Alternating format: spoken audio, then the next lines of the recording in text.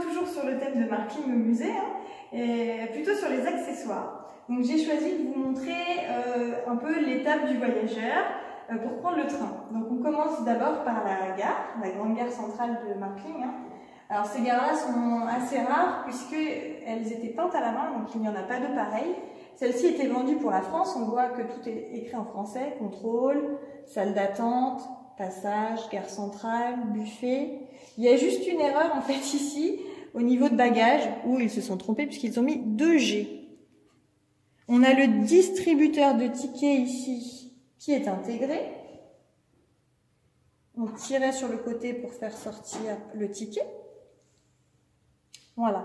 Donc les voyageurs se rendent à la gare pour prendre le train.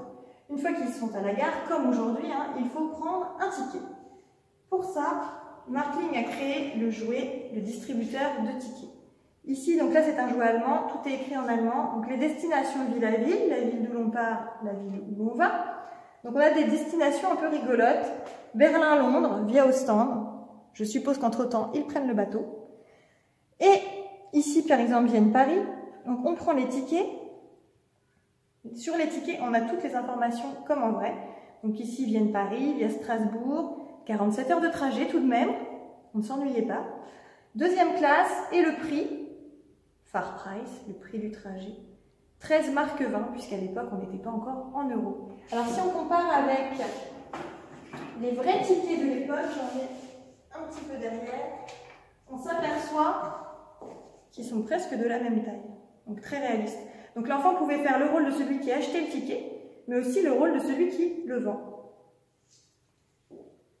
Si on met le distributeur de tickets à côté de la locomotive, on se rend compte aussi qu'il y a un problème de taille. Alors ce qui n'est pas un problème à l'époque, c'était même fait exprès. Ce que l'on veut à l'époque, c'est que l'enfant joue. Et pour qu'il joue, il faut qu'il puisse attraper les tickets, les remettre à l'intérieur par l'arrière. Je vais y arriver. Et pour ça, il faut que le jouet soit d'une certaine taille quand même.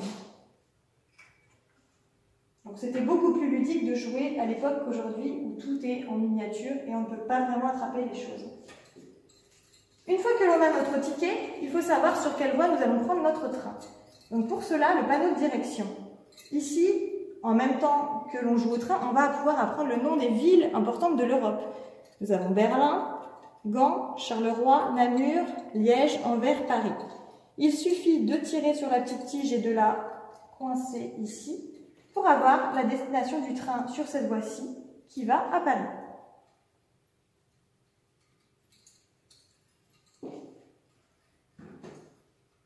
Une fois monté dans le train, le mécanicien qui conduit le train va rencontrer ceci, un sémaphore, qui va lui indiquer s'il va pouvoir partir ou non.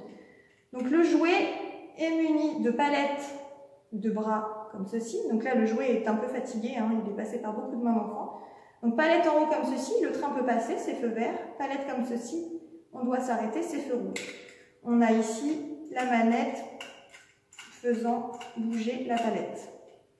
Ça, c'est la journée, bien évidemment, puisque la nuit, il fait tout noir, on ne voit pas les palettes. Alors, la nuit, on se servait de réservoir à huile, qui est juste ici. Donc, les enfants, comme les cheminots à l'époque, vont remplir le réservoir ici donc d'huile liquide. Ils vont monter la lanterne, alors normalement avec ceci.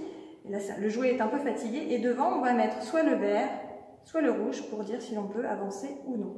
Et quand on a fini, on redescend la lanterne. Alors, dans le jouet, comme en vrai, s'il y avait un souci là-haut et qu'il fallait réparer, on a une échelle qui permet de monter pour aller réparer. Voilà.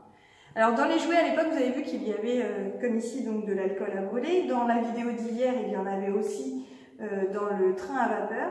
Madame Markling avait fait marquer sur le catalogue huile Markling, huile impériale, voilà, pour que ce soit un peu plus chic. Alors, à demain pour une autre vidéo.